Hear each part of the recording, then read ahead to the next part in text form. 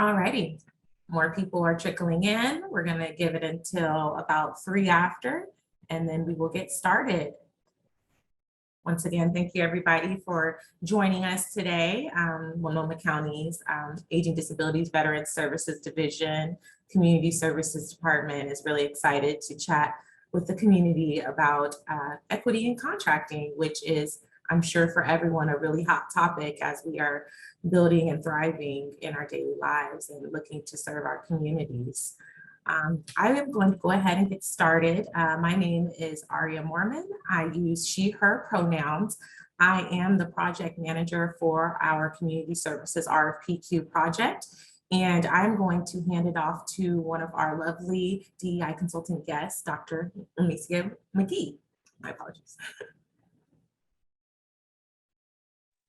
Good morning, everyone. I'm Dr. Amicia McGee, EDI consultant. I'm ready to get started and have a wonderful workshop today.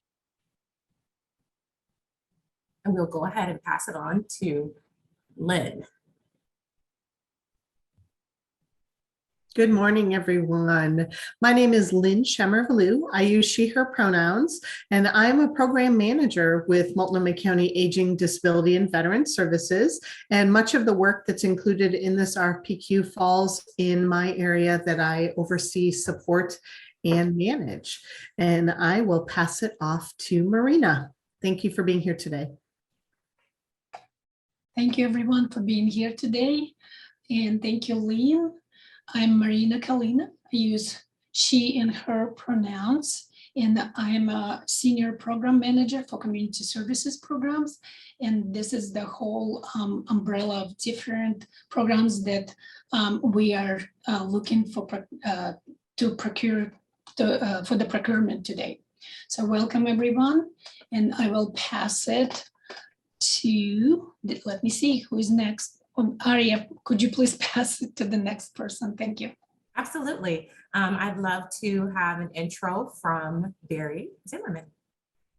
Thank you, and thank you all for inviting me to this event. My name is Barry Zimmerman. I use he, him pronouns. I am the county's deputy purchasing manager, and my team will be managing the RFPQ, and I'm here to answer any questions for you, and I will pass it to Tanisi.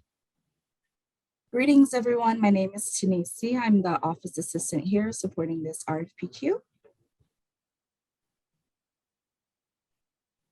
Awesome. And we'll go ahead and pass it on to Dr. Richard. Hi, Dr. Richard. Hey, Aria. Thank you so much. Dr. Richard, I work in the equity office here at the Department of County Human Services. Glad to be with you all today. Thank you so much, Dr. Richard. I would like to go ahead and give a little bit of housekeeping rules. We ask that all non-participants will keep their cameras off for the bandwidth of our lovely ASL interpreters. Thank you so much for being with us today. We have 2 lovely ASL interpreters. If you do need ASL interpreter services, please do pin either ASL Interpreter 1 or ASL Interpreter 2 so that you can actively engage in our discussion. We also will be having a community think tank hosted by our lovely DEI consultant guest, Dr. Amicia McGee. And at that time, you will be able to turn your camera on and unmute and engage with us in a community discussion surrounding equity and contracting with Multnomah County. So let's go ahead and get started today.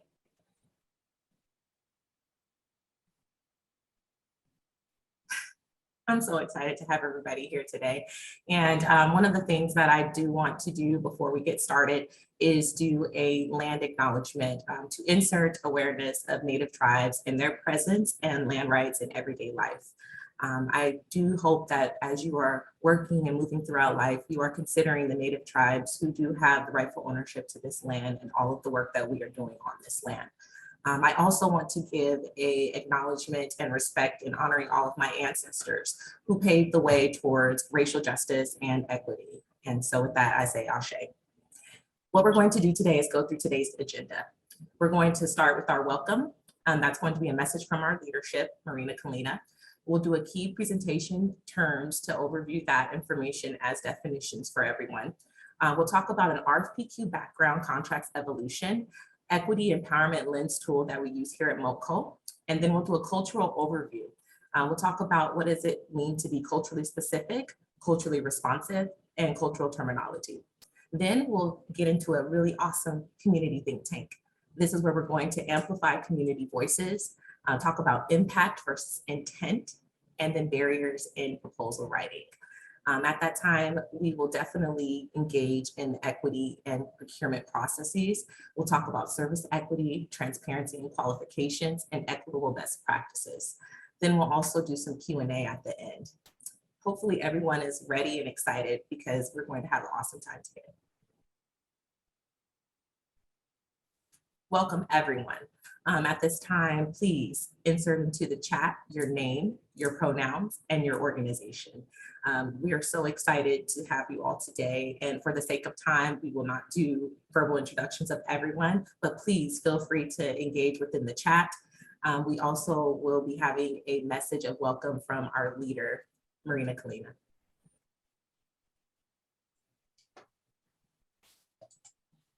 Thank you, Aria, and thank you everyone again. Thank you for being here today with us. And I'd like to just quickly introduce again myself. I'm Marina Kalina. I'm Senior Manager for the Community Services Program, and talk about our values and our views at work here at Multnomah County. And at Multnomah County, we're continuously committed to examining the ways our policies, procedures, and practices and organizational culture contribute to injustice and institutional racism.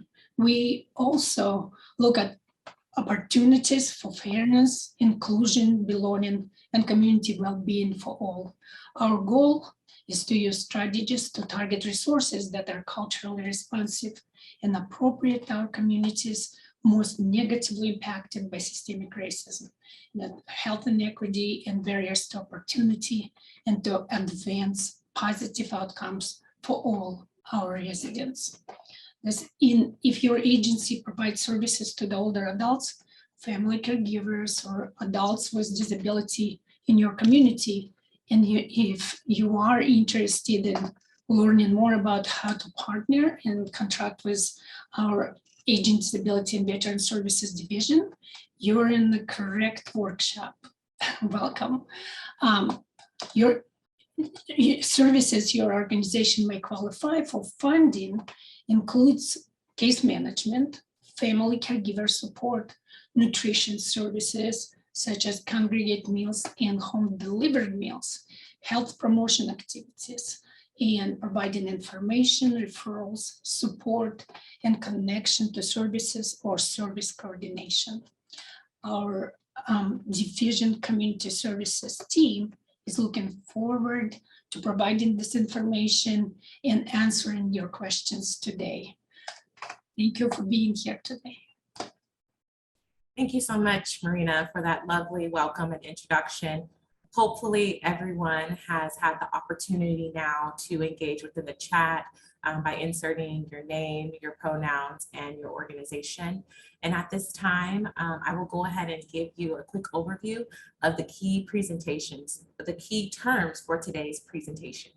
RFPQ is regarding request for programmatic qualifications.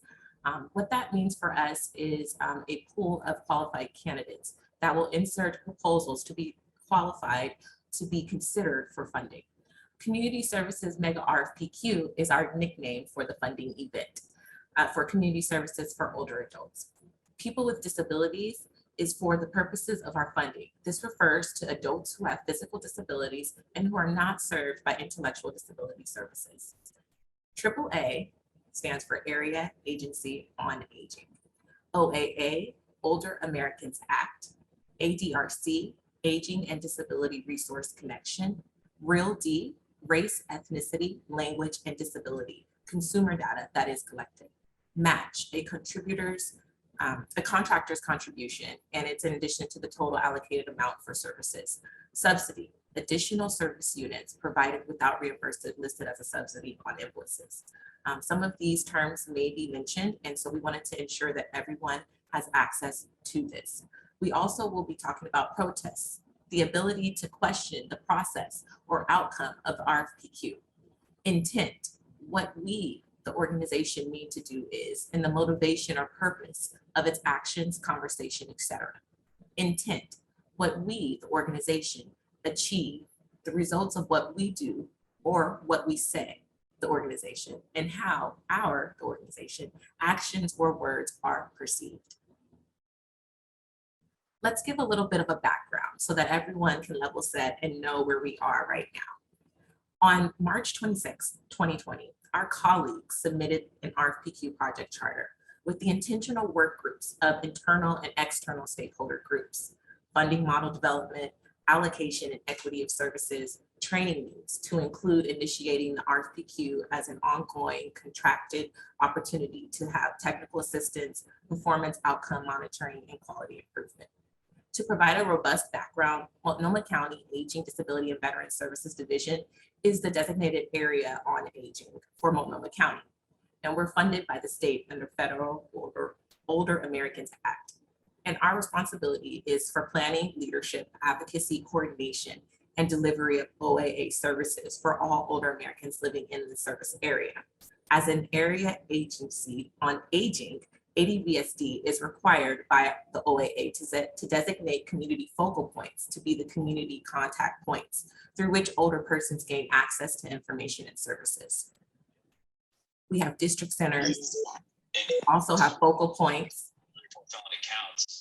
and we also, apologies, have contract services that were started 2011 to 2017 with the focus to provide these services.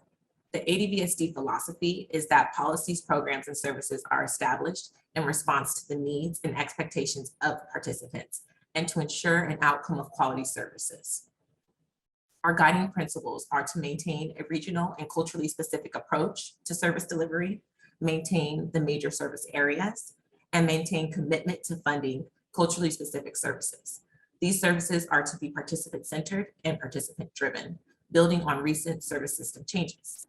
And with that, I'd love to have a background knowledge of how we have evolved to where we are now, focusing on racial injustice, as well as culturally responsive and culturally specific services. Lynn, please do the honors. Great, thank you, Aria. So just kind of, again, giving some historical context to where we're going, let's first kind of talk about where we're coming from. So over the years, historically, Multnomah County Aging, Disability, and Veteran Services has contracted and partnered with district senior centers throughout Multnomah County to provide the services through the Older Americans Act and other state and local programs. The last RFPQ cycle, we were working closely with our planner at that time and worked very collaboratively with the community to begin to explore the possibility of contracting with cultural specific organizations to deliver services that we were focused on our area plan. So we embarked on this endeavor to start to look into this, and we dedicated about 10% of our funding was used to pilot and explore this opportunity. Again, we worked very closely with the community, with culturally specific organizations, and with our advisory council at the time. And we began to implement some of these services with, again, that 10% funding. And then we were looking at the data and we were learning and we were curious explorers to see how this was going. The pilot was successful. And then with our 2017 RFPQ, we used what we learned to expand the services and expand the funding and the number of cultural specific organizations that we would contract with, as well as the services that they could potentially propose to provide.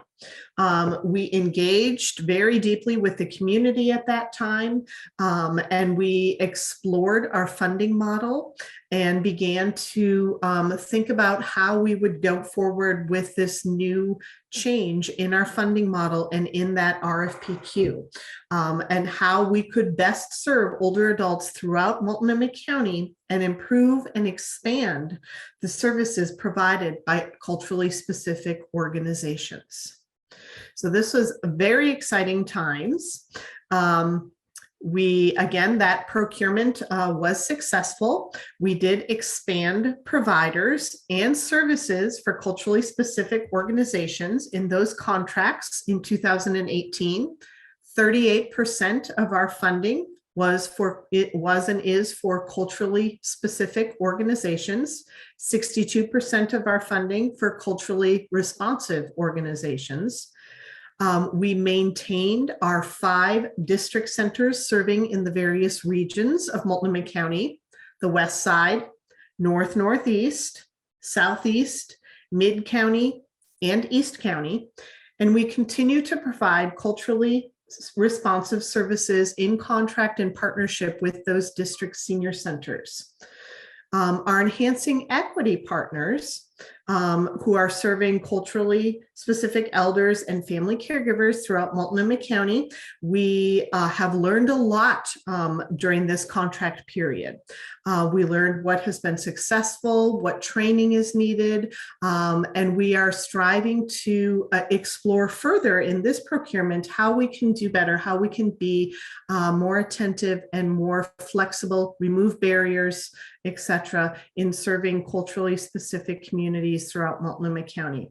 We continue to build on those partnerships that we have. We're working very collaboratively. We're listening to the community to release this RFPQ. Again, taking what we learned during our initial pilot in 2011, our last procurement in 2017, and then our contract period in 2018 to date, and learning on all of those things. This RFP, we hope, is we're doing a better job of being focused on service equity, reducing barriers, making this procurement process as equitable and accessible as possible. And that's what gets us here today. I'm now going to hand it off to Marina, who is going to talk about the equity lens and the process that we use here in Multnomah County. Marina? Thank you, Lynn. In your slide, you see the image that presents a layout of Multnomah County equity and empowerment lens overview. And you see really 5 circles and with 4 identifying people, place, process, and power. And it's all encompasses in the 1 circle that says purpose. And each circle also has the set of questions, and I will explain what it is that it represents. So the equity and empowerment lens with a racial justice focus is a quality improvement tool, and also a set of processes that focus on these 5 areas: people, place, power, and process. And the 5th is a purpose. Engaging in the equity work strategies continuously and successfully requires connecting to and maintaining a deep sense of purpose to racial equity. The vision is that in the purpose-driven system, all partners at all levels align around transformative values, relationships, and goals moving forward toward racial equity, integrating an emphasis on doing less harm and supporting actions that heal and transform. The equity and empowerment lens is intentionally grounded in the relational worldview because it embodies the outcomes it seeks to achieve. It's a collective stewardship, cooperation, transformation, sustainability, systemic and interdependent relationships, and balance. The equity empowerment tool therefore asks us to identify and revisit constantly our purpose in doing the work toward racial equity as individuals, institutions, systems, and communities. We are applying this tool in our current procurement process as we are engaging with the current and potential partners, preparing or presenting workshops or developing strategies for the procurement application evaluation process. And I will hand the next slide to Dr. Richard. Thank you. Thank you so much, Marina, and it is good to be a part of this workshop today. When we look at the cultural specific aspect of contracting, two things we need to do in this particular section is to define culturally specific and then define culturally responsive, and talk just a little bit in brevity about those two concepts. When we use the terminology culturally specific, we're talking about organizations who serve specific cultural communities with an emphasis on centering the voice, lived and lived experiences for underserved, underprivileged, and marginalized communities. Culturally specific organizations are very, very much needed, especially as we look at analyzing and looking at the information that they would send in terms of a request for or a proposal for services. Culturally responsive, however, is an organization that I would define as an organization that has the ability to not only understand cultural differences, but they recognize potential biases. And these culturally responsive organizations look to respond to the need of underserved, underprivileged, and marginalized communities. One of the things you'll see in culturally specific organizations is that they are led by individuals who represent ethnic and diverse backgrounds. And in some respects, the culturally responsive organizations are those who are led by individuals who represent the dominant culture. But even though that may be the case in terms of leadership with culturally responsive organizations, these leaders have the innate ability to look beyond differences and meet a specific need. I think both of these organizations are really needed in the community. I think although we define them as different, I think there's a whole lot of similarities, because the similarity centers around meeting the needs of underserved and underprivileged communities. Cultural terminology, I think, is very important in the contracting process. For example, some culturally specific organizations might tend to use language in a contract process that absolutely answers the question about funding or where that funding comes from or services that they offer. And sometimes there can be a disconnect between the individuals who review applications, who review these requests, proposal requests, and language. And sometimes when we do this, there is a tendency, for example, to incline more toward dominant culture language that is used in a contracting process.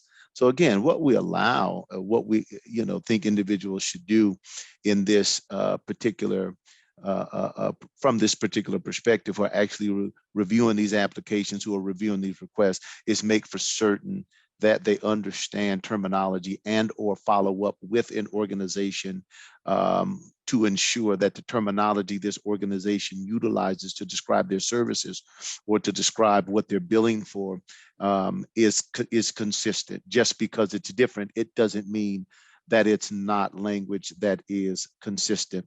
So again, we also hope that our culturally specific and culturally responsive organizations can also help in that process by defining some of the terms that they may use that are non-dominant culture terms, but terms that are very specific. And these terms depict a very imperative service that they provide to the community. So I think there's room also for organizations as they're doing the applications to define those terms. But again, if those terms need further clarification, hopefully the individual or the entity that is reviewing the application can certainly reach out and call and say, we just want to get some clarification on terminology that you're using. We definitely don't want to discourage cultural terminology, but we want to make sure we define cultural terminology so that it doesn't exclude an organization who is applying for a contract, and that it also doesn't exclude an organization who has a contract and they are submitting billing forms to get paid for the service that they're providing. Thank you so much. With that, I yield my space. Thank you so much, Dr. Richard, for that lovely overview of our cultural lens that we're taking as we are approaching these proposal submissions. At this time, I am elated to welcome our guest DEI consultant, Dr. Remesia McGee, who is going to lead us through a community think tank as we really unpack what it means when we are talking about equity in contracting. Feel free at this time, everyone, if you would like to unmute and share your video when you would like to speak. We're going to really dive in a little bit more. Dr. McGee. Thank you, Aria, and greetings, everyone. Again, I'm Dr. Remesia McGee, DEI consultant, but I am also a professor of English and literature at Lynn Community College in Albany, as well as serve on the Albany City Council.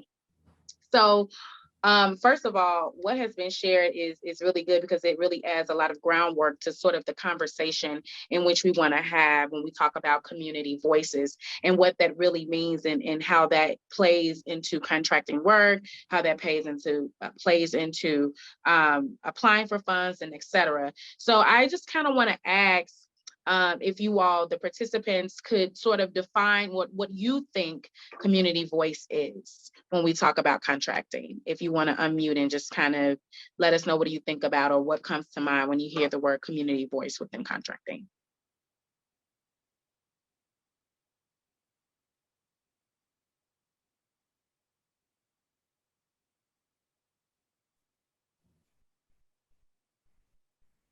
To break the silence, I'll say that I think that, oh, is someone speaking? Because I would love if someone else did. Oh, yes, good please. afternoon, everyone. I'm Arlita Christian, and I think there's something weird going on here. And I think it's just that. I think it's the community voice, really listening and observing what the community needs and putting out that RFPQ that will support that, but definitely listening to the needs of your community. Thank you. Anybody else would like to chime in or piggyback? Aligning your work with the most present. The chat left, so if someone could read that, what's in the chat. Arya, can you read what was just said in the chat there by someone? Absolutely. It says aligning your work with the most present community needs, evolving your work as community needs evolves. Absolutely. And I heard a lot, I think Lynn said about listening to the community, and I heard that again, listening to the community needs. I want to just add an adjective before the word or a verb before the word listening. It's really actively listening and actively implementing. So we can listen all day, but if it's not actively listening and actively implemented, then it's not going to go far. And you're right, it should evolve around the community as the community expands, shrinks. What really are those needs? And I think it's imperative to have those, not only the community voices, just along with the people who are writing the contracts, but also your neighbors, business people, stakeholders, faculty in the local colleges or teachers in the local communities. Those are extraordinarily important as we think about the community voices, and not only have the community voices within the context of listening and engaging and actively listening, but also in the decision-making process, right? Because community members need to be in the decision-making process. And if those community members or community representatives are not in the community or in the decision-making process, it makes it very hard or it makes it very difficult to really get down to the nitty gritty and what's the needs of the community and how we are being held accountable as organizations or as implanters, folks that are just coming in. And so we really, really want to have them at the decision-making process. We want to have them from day one all the way up into 100 days, really engaging and actively being involved in what we are doing. That is imperative as we talk about community voices. And that includes not only just adults, but that also includes our teens, that includes our primary students, that includes everybody who makes up, that includes our seniors, that includes those who identify in LGBTQI+, that includes women, that includes everyone that should be at the table in some shape, form, or fashion, whether that's through surveying, whether that is through conversations, whether that is through emails, whether that is through text. You have to be able to also make sure not only you are having these community voices, but they're accessible and inclusive of all in that community. So that is imperative when we talk about community voices. One of the things I also want to talk about here is the barriers, right, in which we as folks in the community experience when applying for funding, or just barriers that we have in our community. So I kind of want to hear, what do you all see as barriers when we talk about funding for the community? If some of our participants would like to tell us that piece. Or barriers, historic barriers, current barriers, or future barriers or challenges.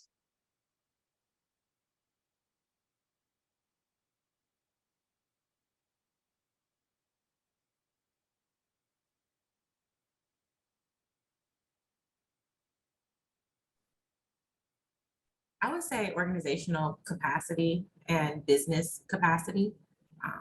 We have very amazing ideas, but executing them and really understanding how to execute them through a contracting process can be difficult. If you don't know all of the needs that are required to submit a proposal. That for me, I would say is a huge barrier, not understanding prior to having the wonderful opportunity to do this work, not knowing all the different levels, how, like Dr. Richard mentioned in SEI, how an SEI became an SEI. What was their groundwork that they did to achieve that level of serving their community. I think that having that educational knowledge is very powerful for folks who are wanting to serve their community. And it's a huge barrier when you don't know that process or how to engage in that process.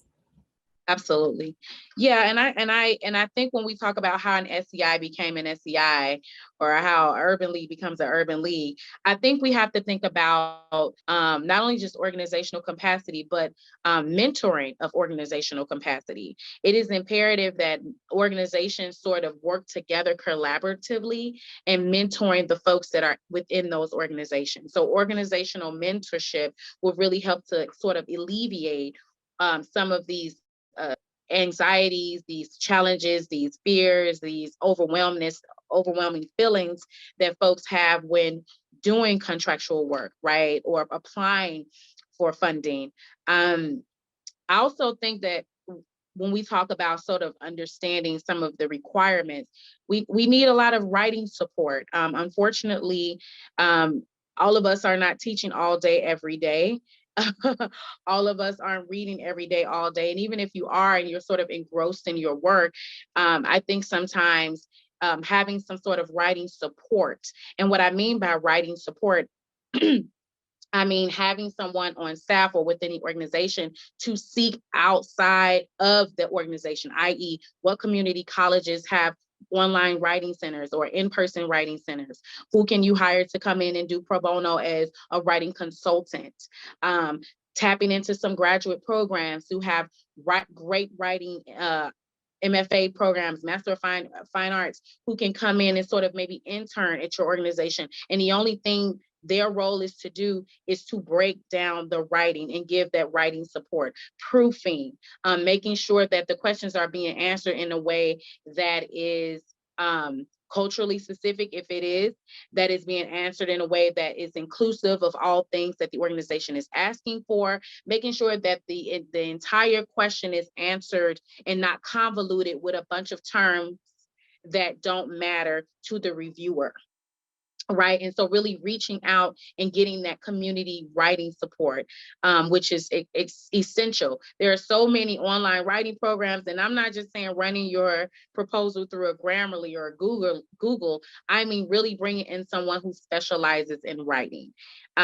Maybe that should be something that you can ask for within your funding, is asking for a writing consultant, asking for a writing professor, a writing faculty, a writing student, anyone who, a copy editor, my goodness, just folks that really, a freelance writer, a journalist. These are people who are trained specifically in writing. When we talk about grammar, we talk about punctuation, and a lot of these, unfortunately, these proposals or these are written in whiteness. And so we got to write in that sort of way, in the colonial way, even though we may not want to. That is the way that it is at this moment. We have to meet them where they are, which means in some cases we have to step up our game in our writing levels, and in a way that is universal, that can speak the language from the CEO all the way down to the janitor, so that everyone can be able to connect in that way with the writing, especially.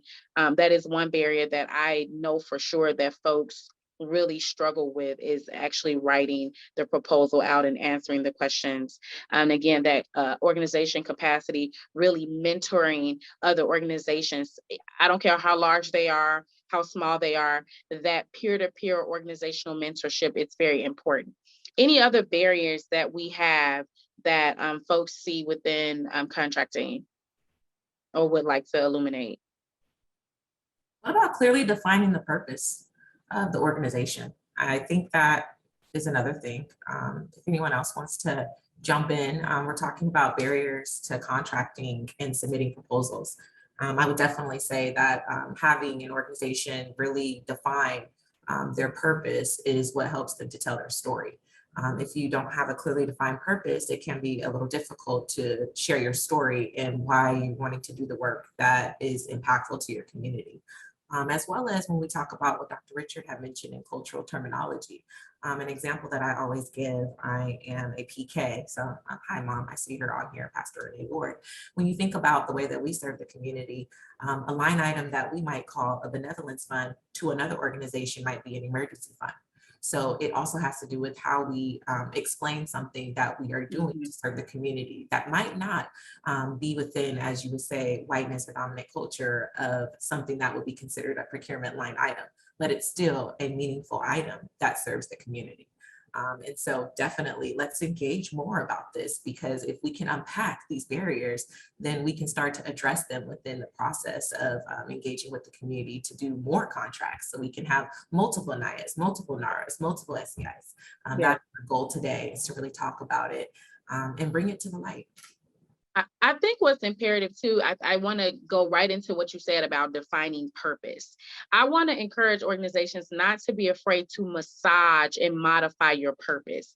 If your purpose was something else 20 years ago or 5 years ago, then please do not be afraid to modify and massage that purpose so that it fits the current situation, and not just massaging it and modifying it for the purposes of funding, but really massaging and modifying it for the purpose of what you are doing.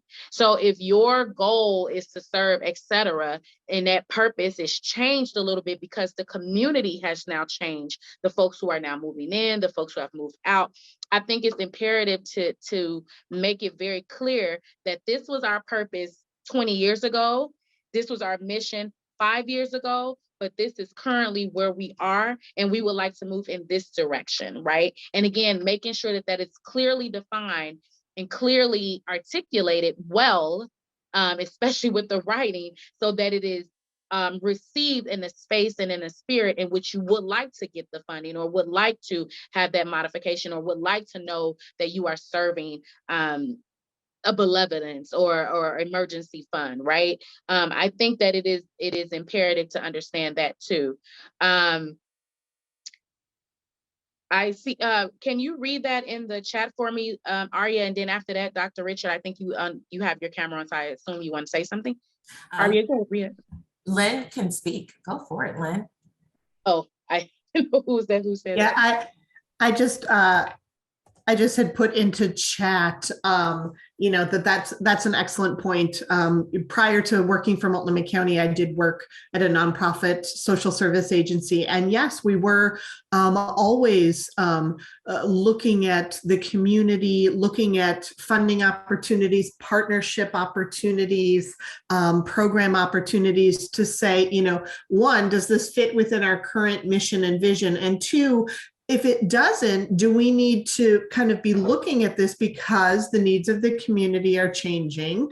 Can we be responsive to this need? Can we, with our current operations, do it well, be a good partner, be a good, contractor, whatever it might be. And so that is very important in the nonprofit world. You really have to be nimble and go with the flow. And again, how your organization was founded 5 years ago, 10 years ago, 100 years ago, for some of those who've been around a long time, you still might be, for the most part, on mission, but things have changed. Community needs change. And can your organization step up, rise up, change in whatever way needed to meet the current needs of the community and do it well? So I appreciate that. Thank you. Yes, of course. And I love the word that you use, nimble. And I think also with not only just being nimble, but being aggressive in your funding. Yep. And you're going after that. That's being right. nimble, being flexible, but also being aggressive. And sometimes it's going to take with going to the next organization down the street and saying, how can we work together to apply to get this funding together? So creating coalition within organizations as well.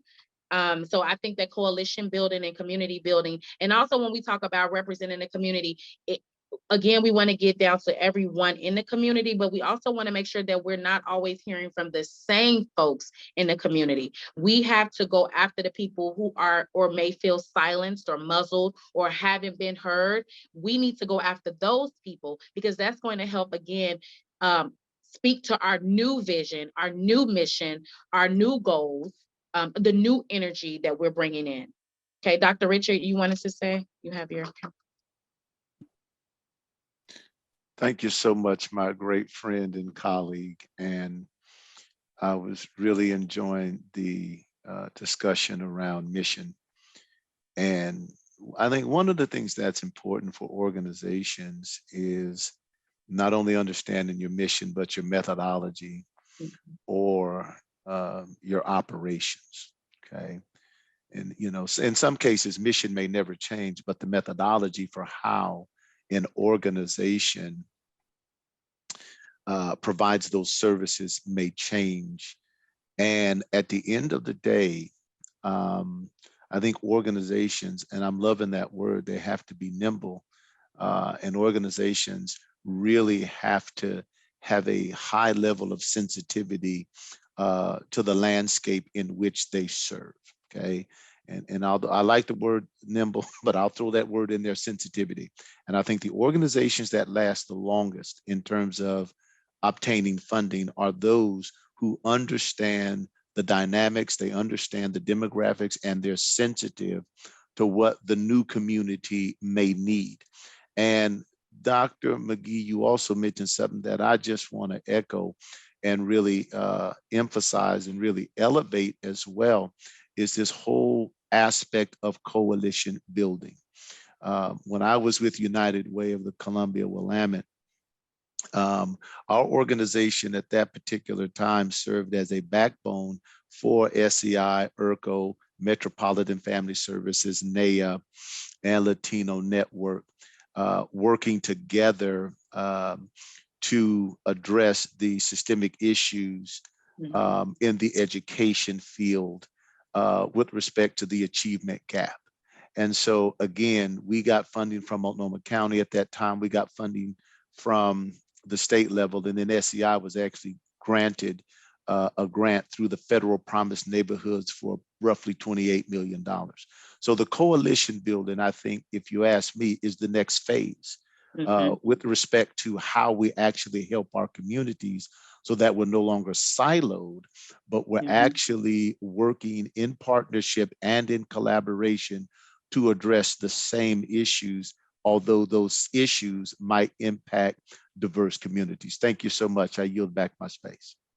Thank you, Dr. Richard. I appreciate it. And thank you so much, Lynn.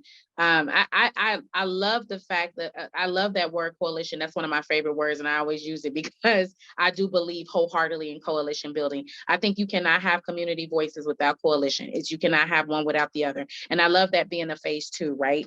So, and that's a good caveat or a good segue into intent and impact. If your intentions is to do coalition building, I think you should talk about that in your mission. Yes, your mission may stay the same, but it can be modified, right? Some of those sub-missions or subtopics can be identified and addressed. And the intent is what we mean to do, what you mean to do, and your motivation and your purpose behind that, which goes back into Aria's comment about really defining that purpose. That intent is so important.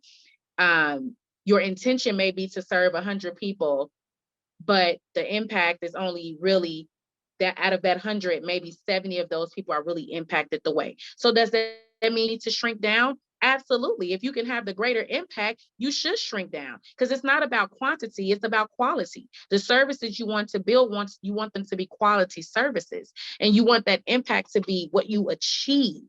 Right? If you have these 70 people that keep coming back, then work with those 70 people. Not saying that the other 30 you can't have any communication with, but I think you need to go where they are. You have to meet the community where they are. You have to meet that need, actively engage and listening. And what does actively engaging and listening look and feel like in the community or to that organization? Which leads me to my next point. You have to come out of your 4 walls in your community, the community where your office is located. You have to get around, you have to walk around, you have to talk to people.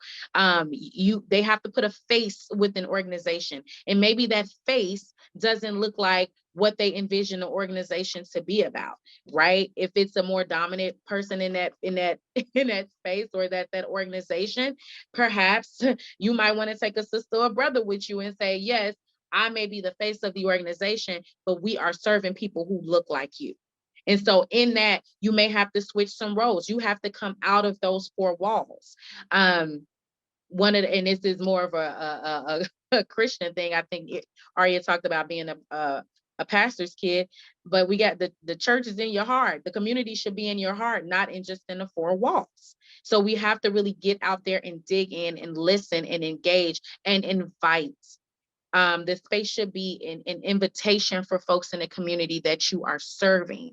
If you're serving Black youth, you need to invite Black youth and allow them to be who they are. If you're inviting Latinx folks, make it be, it's inclusive to all Latinx folks, not just Mexican and not just Cuban or Puerto Rican, but all those of the Latinx heritage, right? So that invitation has to be there too. Because that's how you let the community know you're there and you're there to serve. Your servitude should mirror. And if we look at where I always say, if you want to know what the organization is really doing, look at the budget, because that's going to show you where their goals are, what their purpose is, where they're putting their money at. And if your money is put to serve the community, then your application should reflect that, your results should reflect that. Your budget should definitely reflect that. And the faces within the community should not only know that, but they should feel that.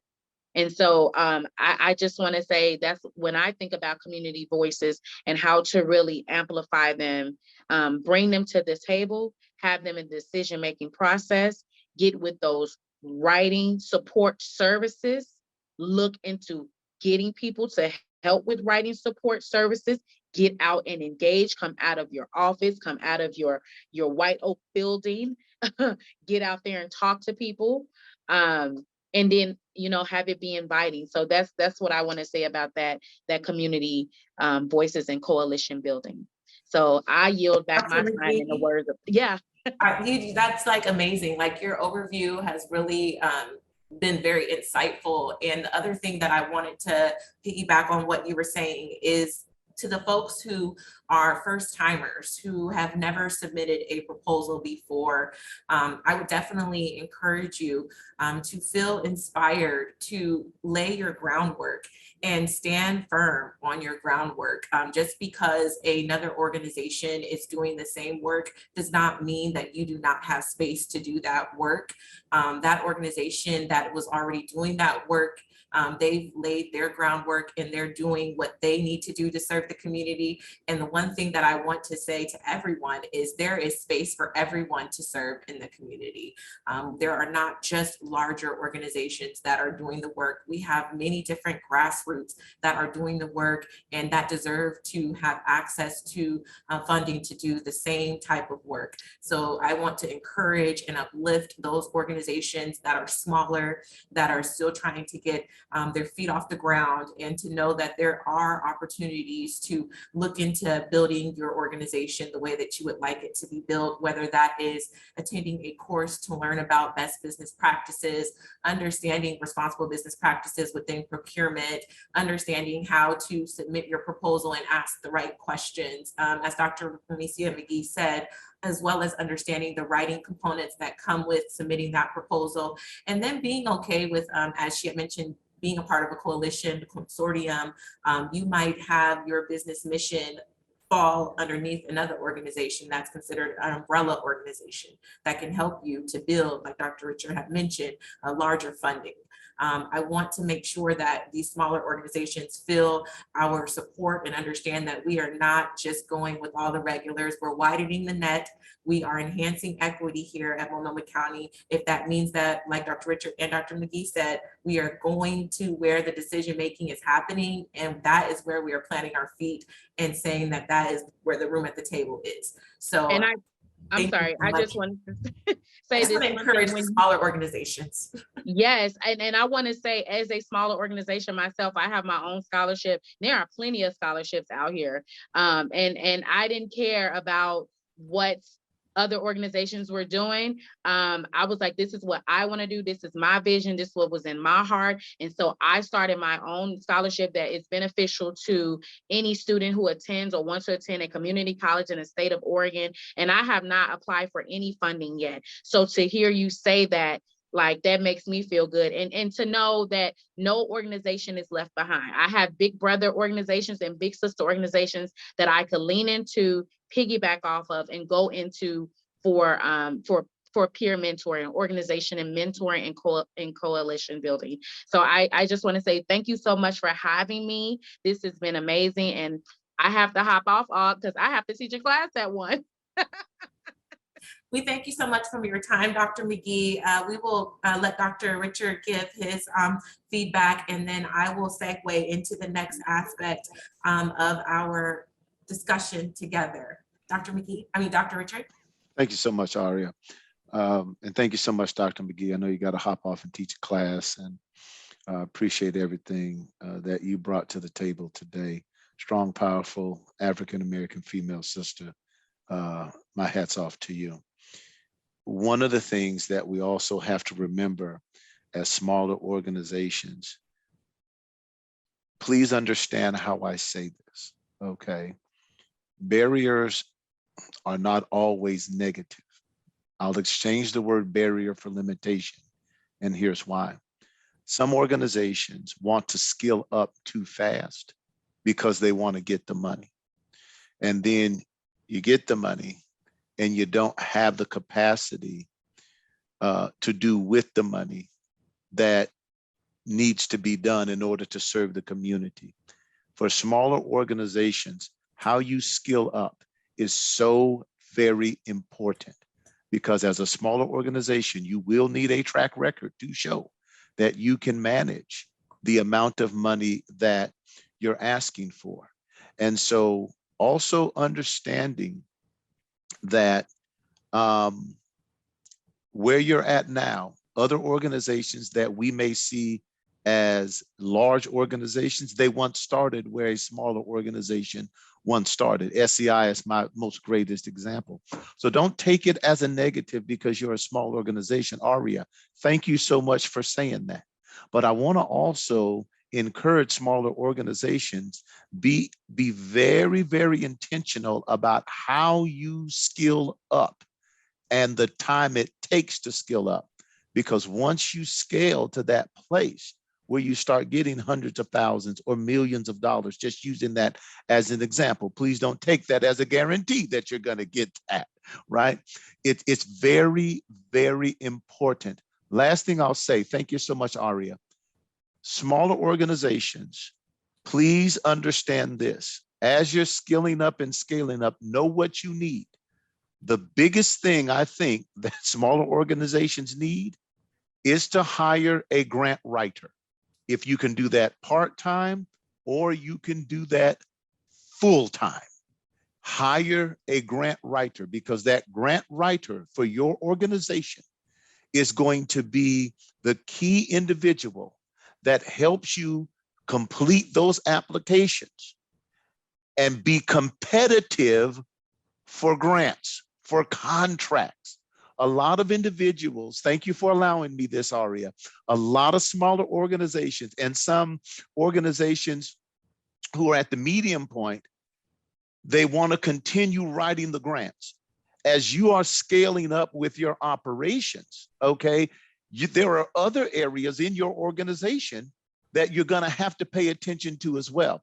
So I just encourage smaller organizations. Aria, I just want to echo what you said for our organizations. Don't give up. Don't feel like you're never, ever going to be considered for a grant. If you get a notice where you were not selected, be the first organization to get on the phone and ask why you were not selected. That's another piece of the follow-up process that most smaller organizations sometimes don't do. We just think we got to keep going and going and going. And then finally we get the contract and we think that because we got that one contract, right, we're there. No, do the follow-up, because what does follow-up allow us to do? Build a relationship with funders. With that, Aria, I yield back to you. Thank you so much, Dr. Richard. And thank you again to Dr. McGee.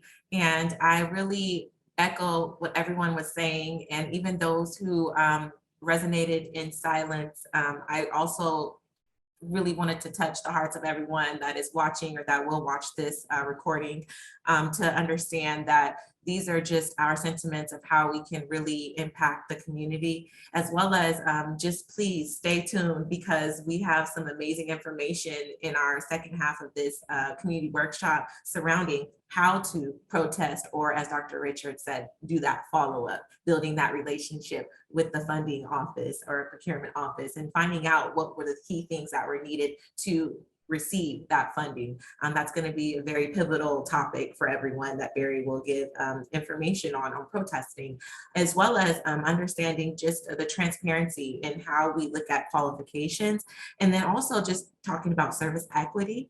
We're really excited, but let's go ahead and like really let what we just heard from Dr. McGee, Dr. Richard, everyone who was engaging in the chat. We see Pastor Renee Ward said, ditto, the application must be culturally relative in its tone and language. Thank you all. I really appreciate your time. We're going to have a 5-minute break. Let's go ahead and stretch, grab some water, and we'll be back literally at 1:06. Thank you.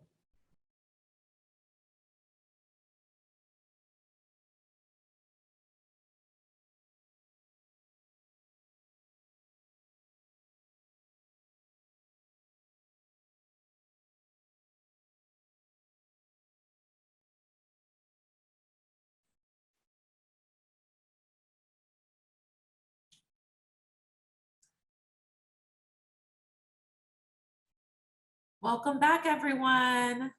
We are now ready to dive into our second portion of this community workshop, equity in contracting with Multco, specifically our community services division within DCHS, which is Department County Human Services, under our Aging Disabilities Veteran Services division.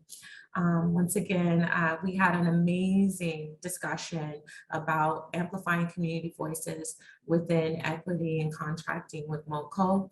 Now what we are going to do is segue into more education and information sharing. What I'd like to do is talk briefly about service equity. So one thing that we know is that there are different services that each different organization intends to provide to their community members. And we honor and respect that. And one thing we want others to understand is that there is a definition of, transitioning to lived experience as one of the focal points of service equity. We want to make sure that we're utilizing data to inform the lived experience, and Dr. Richard will touch more on that.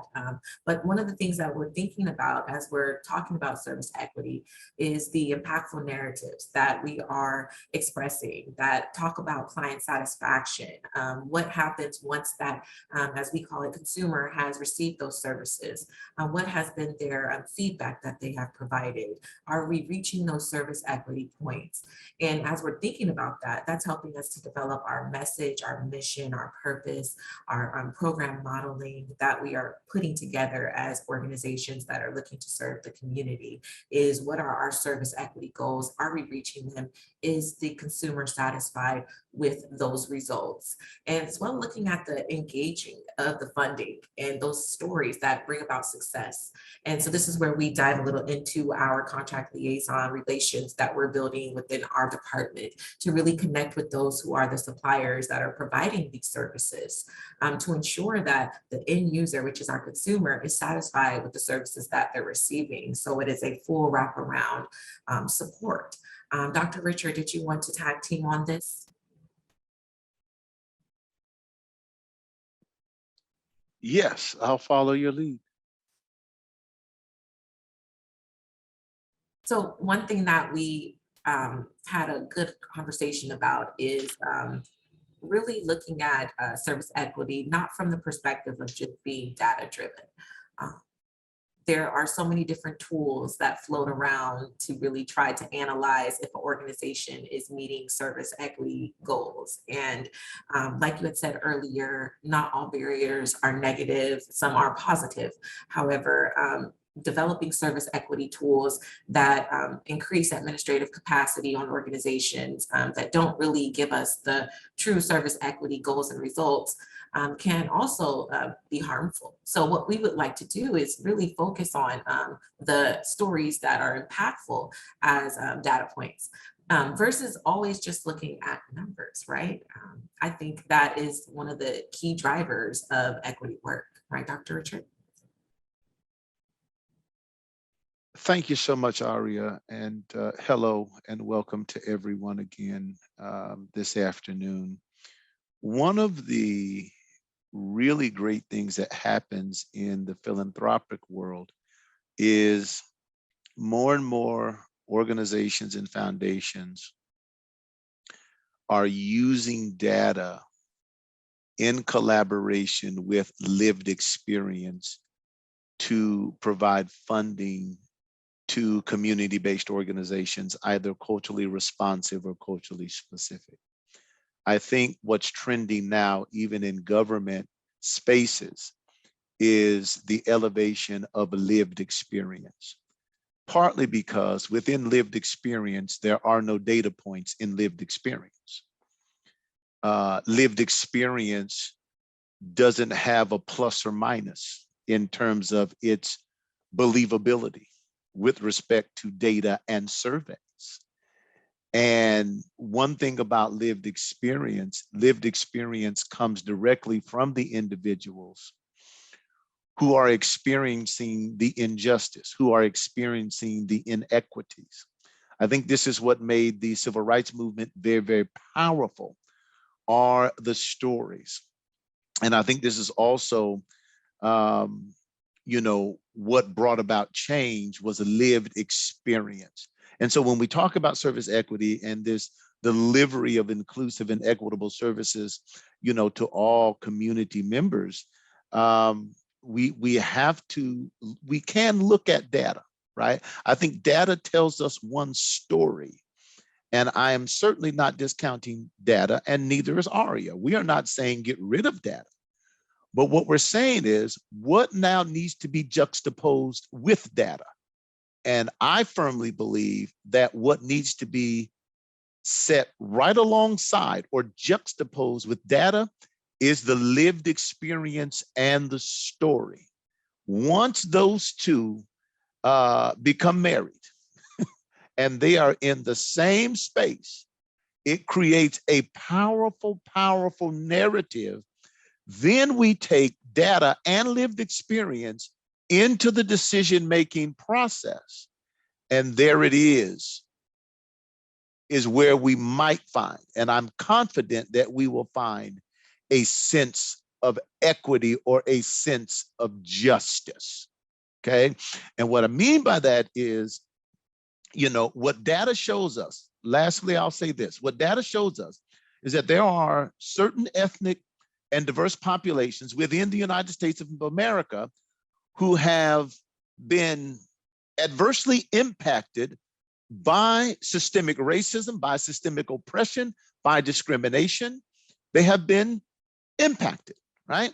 And I think data proves that in terms of economics, in terms of poverty, in terms of education, in terms of the wealth gap, in terms of the educational achievement gap, et cetera, et cetera. These are areas and programs that our community-based partners seek to intervene to provide assistance to children and families to help these individuals increase their probability for escaping poverty, for escaping low educational achievement.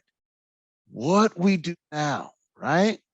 We say, bring in lived experience, and let's not discount lived experience. So you have a marriage between data and narrative. That is a powerful combination that will provide a deeper sense of an equity lens to help decision makers make a decision. We're not asking for organizations or in this space, because I don't think there's enough individuals can do all the time. Here's what I believe, that if we look at this the right way, we will not only get the right outcomes, but we will start to see a change and transformation in the community because we allow lived experience. Aria, I yield back to you.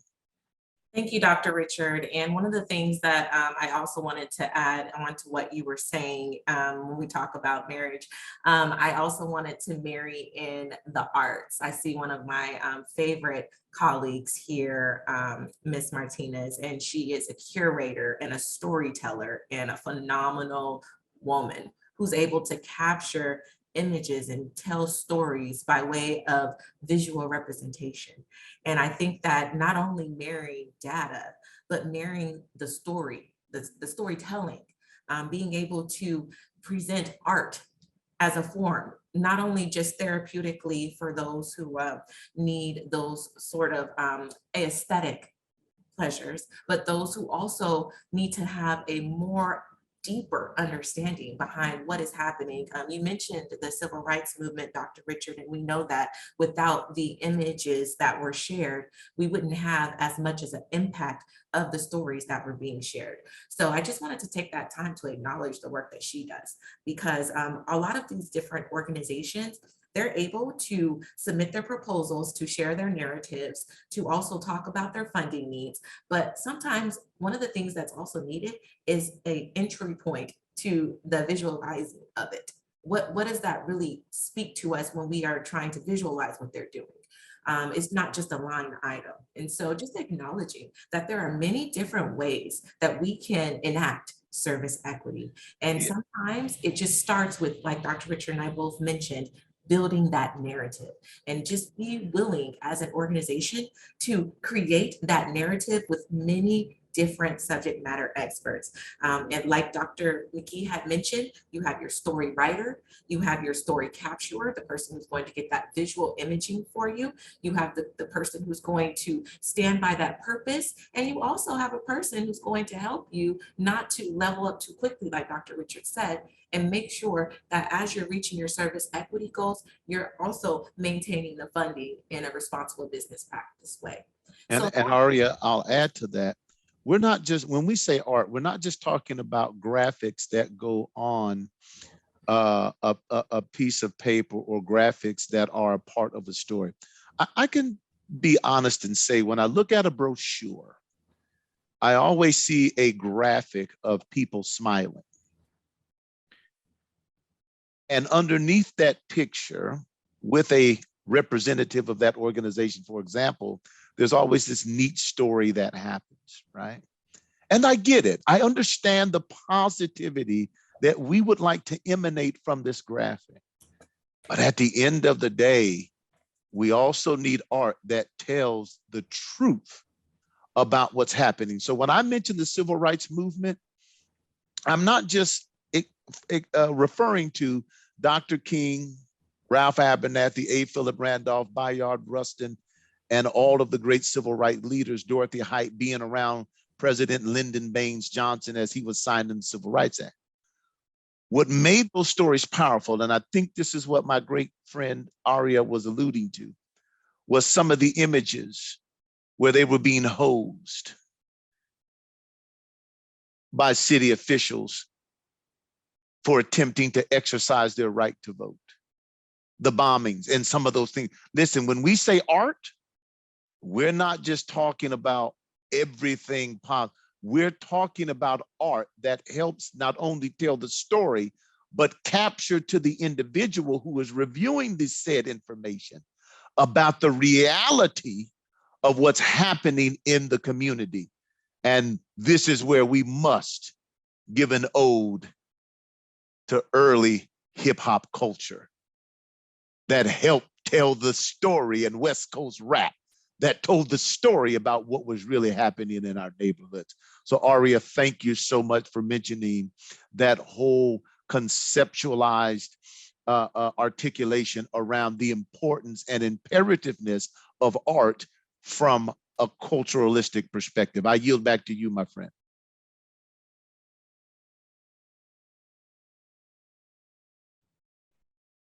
Thank you. That was exactly the point I was making surrounding why there's so many different backgrounds that you can tap into when you're trying to really create a narrative. And if you're thinking, well, I'm just opening a home for older adults, well, let's look at the presentation of what you're going to share in terms of where will they be receiving their meals, where will they be engaging in activity, really creating a narrative that is going to be really impactful to the reviewer. And one thing that we're looking at, not just from the perspective of someone who is trying to achieve service equity goals, but we're also looking from the perspective of the reviewer. And one of the things that we touched based on in our early on presentation workshops, which will be available on our webpage, is making sure that we are looking at how an evaluator will look at that proposal. And the way that an evaluator will look at that proposal, we have created by way of dismantling racist systems and reevaluating the way that we are asking questions to those who are submitting proposals, is by saying to ourselves, okay, is this question a little wordy? Is it steeped in whiteness and dominant culture? How can we ask this question in a way that is culturally relevant, culturally specific, culturally responsive, and shows that we are acknowledging an organization's ability to have unique characteristics, community engagement, as well as their administrative capacity? Are we acknowledging those 3 points while considering the 5 Ps that Marina reviewed earlier on in our community workshop? We are going to be going a pathway that is setting a framework to not only uplift and enhance equity for those who are submitting proposals, but we're also looking at it from the perspective of an evaluator and how they look at the responses to those proposals. Because as we know, having different backgrounds and perspectives is what is going to help really score and really add value to how we are giving out the different funding opportunities. So we want to make sure we have all of those voices amplified, especially if we're looking at unique services that are wanting to be given to our community to really achieve service equity goals for each one of those community organizations. I want to make sure that everyone that is here is understanding that we are looking at it from a full spectrum, from the submission all the way to the review and the selection. And we would hope that other colleagues would echo this same sentiment of really taking it apart and putting it back together so that we can really select those that are truly qualified as well as able to provide the services to their community. And with that, I really am excited because we have Barry Zimmerman with us, and Barry is going to give a background of where we are at within the procurement and transparency and qualifications. Barry, please do unmute and show your camera, and we are so excited to hear from you today. Thank you. Thank you, Aria. And I just want to thank all the speakers before me. You really have done a great job of setting the table for me to kind of explain how the public procurement process works. So from a public procurement manager perspective, we've always believed that public procurement is rooted in fair and transparent and ethical business processes so that we can get the county not only the goods and services that they need, but also make sure that we could reach out to the community and the community was getting their needs. I think the thing that's changed is kind of how do we define those. So fairness has traditionally been fairness and opportunity. Transparency has been traditionally transparency in the process that we run, and ethical business practices are ensuring that we're ethically reviewing and evaluating proposals or our procurements fairly. What's changed, and I like what a lot of the previous speakers just said, is this ability to apply the equity lens and opening fairness up so that it's not just the opportunity that's provided, but it's also having that opportunity to listen to suppliers, collaborate with them when we're building our procurements and contracts, ensuring that we're not being restrictive in any of the items that we're asking for or restrictive in how we evaluate. And then being really clear on how we're going to evaluate those proposals so that there's no surprises. One of the tools that we've developed recently has been called, it's what the request for programmatic qualification, or RFPQ. And this tool allows us to evaluate our responses from suppliers based on best value. And best value is a broad term, and that could mean anything from capacity to culturally specific requirements and cost, but it is not price based. And I think this gives us that ability to allow for greater collaboration with our business partners.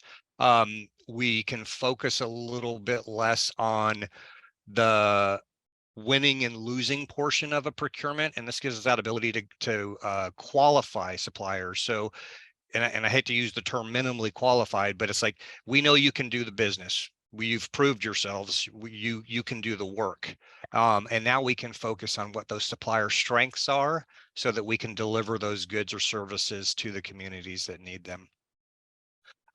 There's several resources available to you before, during, and after the RFPQ process to assist you with submitting your best proposal. The first one is a community outreach like we're doing today. And I do want to thank everyone for allowing public procurement to be part of this process. I think our programs have done a great job of doing outreach. They work with you, whether you've had contracts for a long time or you're doing outreach events. Public procurement has just recently been invited to table to come out. So we now get to hear your input, we get to hear your concerns, and now we get the ability to go back, work with our program folks, and ensure that we're writing the simplest, easy to do procurement process that we can, and ensuring that we're making it fair and transparent like we've stated. The other thing that we do, and this one is going to get a little more technical, is public records requests. So being a public agency, all of the documents that we do are open for any individual or any business to reach out and ask to get copies of those documents. A public records request allows you to do a couple of things. You can ask us to send you copies of current contracts that we have for services that we're providing, any of them, whether they're based on services that you want to get involved with or other services. We can also go back and do a public request on the last RFPQ or the last RFPs we did. There was a lot of mention about assistance in grant writing or procurement writing. If you're not able to afford those or not able to get those, the next best thing is seeing what the previous procurements were done and the ability to go get a copy of those and take a look at them. I think this is a very underutilized resource. It's very simple to do. I'll post in the link the access to where you can do that. And I highly recommend that if you have not participated in a public procurement process before, that you take that opportunity to do that. My office will assist in getting those documents, and we'll make sure that you can, any of those documents you need are available to you. Aria also mentioned protests. So protest may sound like a very, very negative word, and I want to say in public procurement, it's not. We appreciate protests, and there's two primary protest periods. The first one's going to be what we call a protest of specifications. And this is going to give you the opportunity when this RFPQ opens up to go in, take a look at everything that we're asking you to do, the program qualifications and the procurement process. If any of those items in there seem to be restrictive, they tend to be, maybe weighted a little bit more towards a specific supplier community, or it's just restrictive because it's not the type of business that you do. You can take a look at those and you can ask for some clarification. You can ask for the program and purchasing to go back and take a look at how those processes are being done. And we will evaluate that and come back to you, and if we can see if we can make changes or make it more clear. This is another one of those areas very underutilized because I think suppliers, our business partners, may look at those as being negative, and they really aren't. We do want to have the best, most understandable, clearly produced documents for you. And if anything is unclear in that document or what we're asking or how we intend to evaluate all of the areas of a procurement, you should definitely ask questions. So that's the protest of specifications, and it's very, very simple to do. How it will happen will be explained to you when this procurement comes out, but it's basically an email to us. The other protest is what we call protest of award. And what this gives you the ability to do is once the process is completely done, whether you win or lose, or qualified in this case, or are unqualified, if we did not run our business process correctly, we will tell you based on all of the rules that we're required to follow, this is how the process works. If for some reason we don't follow our own process, this gives you the ability to protest that. And we'll review that. And if we determine that we have been unclear, we didn't follow a process specifically that we said we would do, then we will either go back and correct that, depending on what the protest outcomes are, or we may go out and re-procure these services. This does happen frequently. What I'll say is it's not a protest of score. So the scoring, you can't protest if you didn't receive the score that you would like or not like, but what you can do is say the process wasn't done correctly, and then we can go back and evaluate that. And then lastly, we have what are called debriefs. So after the procurement has closed, the RPQ is completed, we offer the ability to come in and sit down and discuss your proposal and discuss the procurement process. We do not look at other proposals in that process. We specifically focus on yours. And we give you the ability to ask questions at that time. And this is really intended to be a learning opportunity. How could we have messaged things out clearer? How could we, what could you have done to maybe write a better proposal? We'll explain to you where our evaluators saw in your response and what they saw was either very, very good or what was lacking, or what they deemed was lacking. And really, like I said, the intent is at the end of the day, you're getting feedback on what you submitted to us and understand why we scored a proposal a certain way. And then we're getting feedback from you of, maybe questions that could have been written differently, could have been more clear, or what about a process may have been a barrier in you having a successful procurement.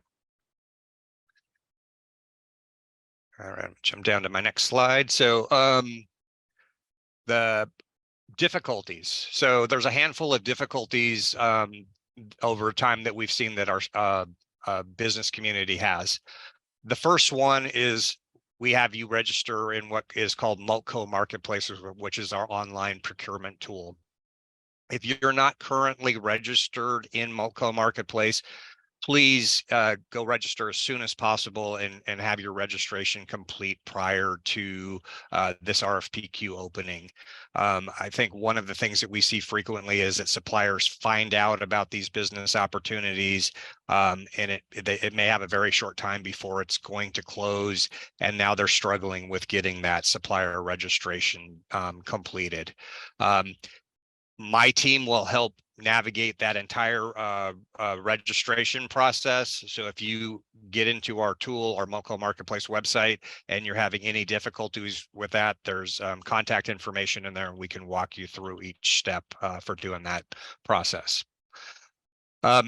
The next piece we see is the navigating the request for proposal. And so this is looking and reading that document and having a clear understanding of what requirements you have to submit your proposal.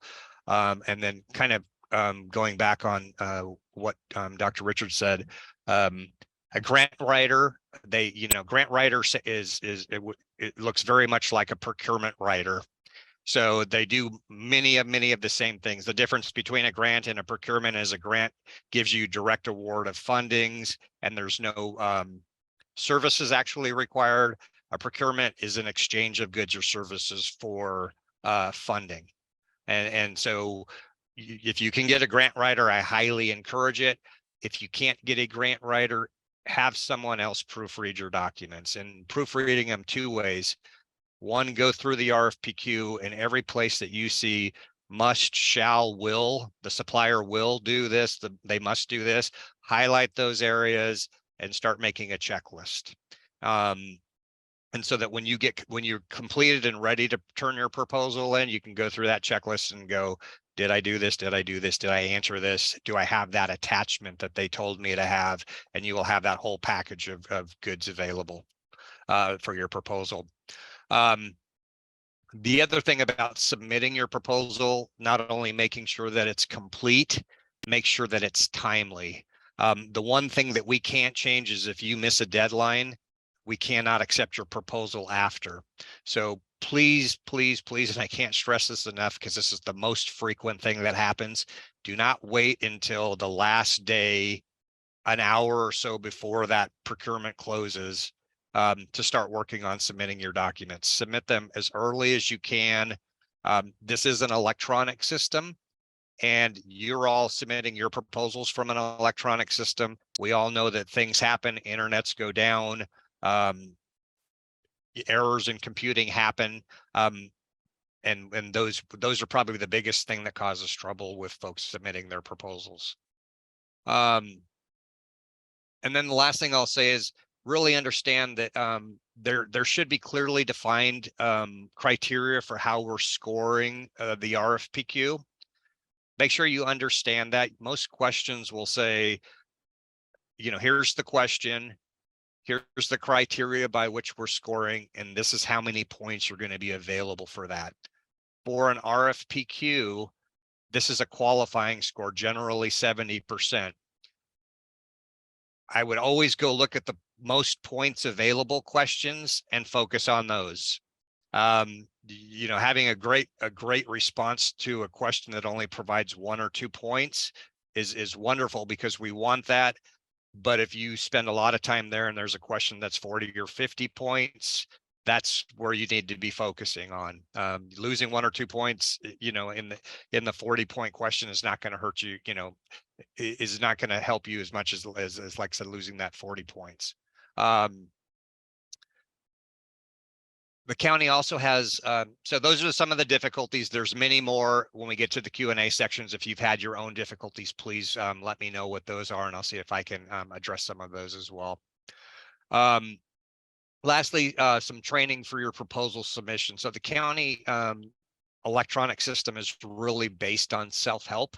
And there's several videos that we have on there that not only walk you through how to register as a supplier with the county, but also how to respond to what we call a sourcing event, which is the RFPQ. So that's another one of those terminology things where you'll see we use procurement, sourcing event, RFPQ. When you get into the system, the Multco marketplace system, it is a sourcing event. So there's videos for that. And the video is really good because what it will do is it'll show you how the system works and how you can validate in the system that you have completed your procurement process and where to find things in the procurement. So as you read through the narrative, it's going to direct you over to attachments or to what we call a Q&A board. And you'll see that and that video will help point out to where all those things are so you can navigate the system.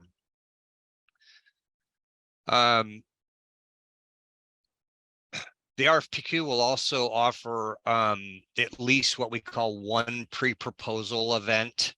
So this is an opportunity, much like we're doing today, but with the actual RFPQ in front of you to ask us questions. So those questions will let you look through the RFPQ, look at the procurement processes. We'll demo how Multco Marketplace works, and we'll talk about the structural central purchasing requirements for the procurement. And then the program will get to come in and talk about the programmatic requirements. It's much more the business related items. So this is the only opportunity once that sourcing event opens that you get direct contact with the program staff. So read that document thoroughly, make sure that you know where you have questions so that when you come to that pre-proposal event, you can ask all the questions that you want and get as much clarification as you can. Once the proposal has opened, your primary contact will be with a senior procurement analyst in my department in central purchasing. They can speak to you on all things procurement. They can speak to you on how the scoring will work, how to submit your proposals, and then what happens after the procurement closes in if you're qualified or not. Generally, we're going to ask that those items be in writing because this becomes an official procurement document, but we'll have those discussions with you, hopefully have you very clear on what your next steps are, and then you'll have you submit that in writing to us. We do that for a couple of reasons, just to make sure that we understand, but also in that fair and transparent process, we want to ensure that if you have a question on something, our assumption is that other suppliers that are participating may have that same question, and we want to share that information with everybody. So bottom line, how do you have a successful RFPQ? I've mentioned this a couple of times, but it's like all of the folks who want to participate can participate. You get access to it. You do not miss this opportunity. What we're asking for you to submit back to us is clear, and you understand what those expectations are so that you can submit your proposal so that it's available to get scored. We want to have none of our business partners be disqualified for any reason. So that's that timeliness component, or if for some reason you didn't submit your documents and then we find, some of the items are scorable and you'll get points for them. Some of the other items that we'll ask for are kind of mandatory. And if you don't give them, then we can't even review your proposal. And those will all clearly be identified in the RFPQ, but a successful RFPQ is everybody that wants to participate gets in, they get their proposals submitted, they are clear on how they the information that was needed to provided, and our evaluators are reading responses, and it's clear to our evaluators that you understood what we were asking and that you were able to give your best answers to the questions that we're asking.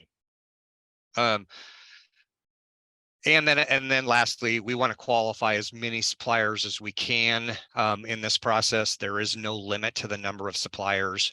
I think a couple of the notes that I wrote down and another reason why this is a RFPQ is a great process is the community voice piece, the involvement and the purpose changes over time. We originally made an RFPQ to look at how the county changes over time, and that would have included funding and capacity needs, which was the primary reason we created this RFPQ. But as we've evolved in the county and as we've listened to the community, I think what we've also learned is that the community need changes as well. And an RFPQ gives us that nimbleness, that flexibility to not have to run this RFPQ again, but to go back to these qualified providers, do that outreach to them, see who's best fitted or who most wants to do that business, and quickly move for all those reasons, you know, whether, like I said, the business has evolved, our purpose has evolved, we've got additional funding, we need additional capacity, whatever it is, we can quickly move into that pool, get the work, get a contract in place, and then get those services out to our communities. So with that, I mean, there's probably 100 other reasons why we'd like to have a successful RFPQ, but those are some of the primary ones. So with that, I will turn it back over to Aria. Thank you. Thank you so much, Barry. That was such a great, robust amount of information that I look forward to everyone engaging with us in this next section. Tanisi. Thank you, Aria. Thank you so much, everyone, for your time today. At this time, we would like to open the floor for Q&A. So please unmute or type in the chat your questions, and we look forward to answering them as well. And if you have any thoughts that come to mind throughout this workshop, we would like to hear them. So please unmute.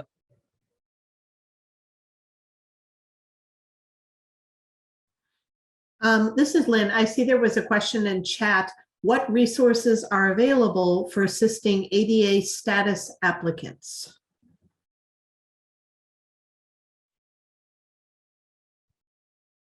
So I will tell you that the best thing to do with that is to definitely reach out to central purchasing and work with our staff to because everybody's needs are slightly different, and we want to make sure that we're working specifically with that individual or those individuals to meet their needs. The county website is very, very good with ADA related items and even with translation items. The system that we use, we call it Multco Marketplace, but its real name is Jagger. It's not quite there yet. And so we're working with that IT software person to get us there. But the short-term answer is just reach out to us because we want to make sure we're meeting your specific needs. Thanks, Barry. And I saw another question in the chat that had asked about the roster of those reviewing the proposals and what is the current outlook on that in terms of the larger organizations versus the smaller organizations. So the share of awards, is there, I think Lynn, you had talked about percentages 38, 62 and those different numbers, just explaining like how the review is all the way to the submission and the receipts, where we're at right now in that specific cultural responsive lens. So is the question about the diversity of the panels that we're putting together for reviewing proposals? I think that's what was being asked. So we are in the process of doing outreach and being very broad and wide in our outreach of generating a good list of people who are interested in being on the panels to review the proposals. And then we will start to place folks on the different panels. So there'll be, panel for reviewing the district center applications, for the enhancing equity or culturally specific applications, for the health promotion applications, and then for the nutrition applications. So on our website for this procurement, there is a place to click on and express interest in being on one of those review panels. And that's where we are driving people to put their name in the hat so that we can start to look at potential conflict of interests and then get people placed on those panels. But absolutely, it is our intention to have very diverse panel members who are reviewing the proposals. We here at Multnomah County, those of us involved in the procurement, we do not review the proposals and score them. We are on hand to answer questions as needed with subject matter experts, those types of things as the panel members are doing their individual scoring, and then that group dialogue and discussion for final review and scoring. But we're not on the panels for reviewing, but yes, we are absolutely looking for panel members, for community members, people from the community voice right there. It gets tricky making sure there's not conflict of interest, obviously, but we do that. We work closely with purchasing as well to make sure there are not conflict of interest for folks who are on the panel members. Perhaps someone has a conflict of interest with an agency that is applying to be a district center, but they do not have a conflict of interest with any agencies applying for nutrition funding. So they could be on that panel, for example. Thank you. Thank you, Lynn.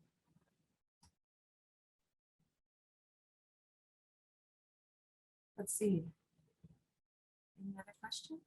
All right, so we have another question in the chat from Renee Ward, Pastor Renee Ward. Renee said, how is that net cast? Media, churches, community groups, traditional? How about grassroots organizations?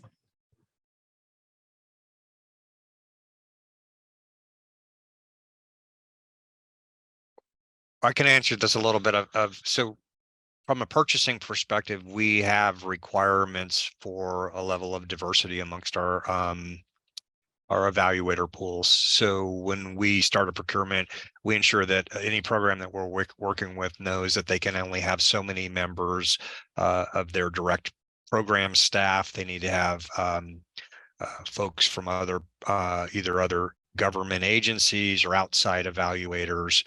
And so we will always take a look at that to ensure that we're meeting the process side of it. I think for this is a pretty unique procurement where I think we have a web page that allows folks to come and register and sign up for that and participate in it. And I do think this is probably the best way for us to really change our processes and how we do things is to get these external evaluators who haven't traditionally participated. Not because we do a bad job of evaluating proposals, but we have our own lens. And if we want to broaden that lens and look at things differently, we need to have evaluators from, whether they're grassroots or small businesses, we need all of that. So I think just making your voice heard, knowing that you're willing to be an evaluator is a great way. If we're not offering like a website to go sign up for that, I would love to see folks who are in the community but aren't necessarily participating in the sourcing event come in and talk to us about having that opportunity to evaluate. That would be great.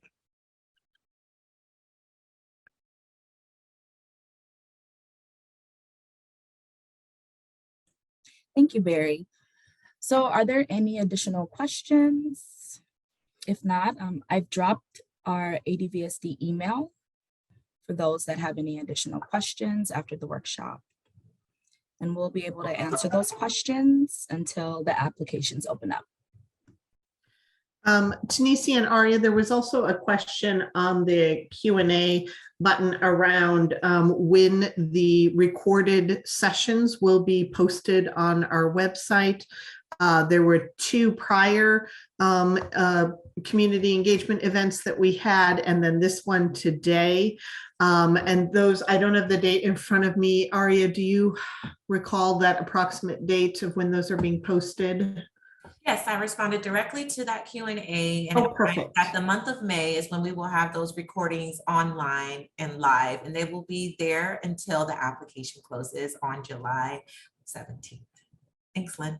Perfect. Thank you.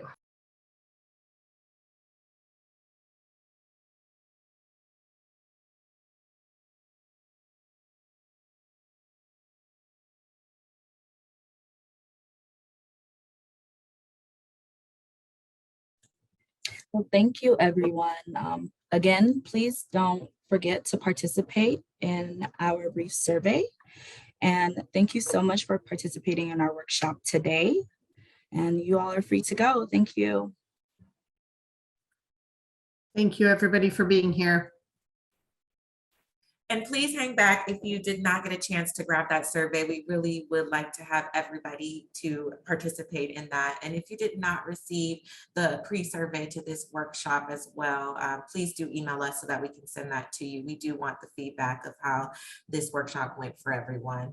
Special thank you to our ASL 1 and ASL 2 interpreters for being here today. And thank you all for your time today. We really appreciate it. And until we meet again, be well.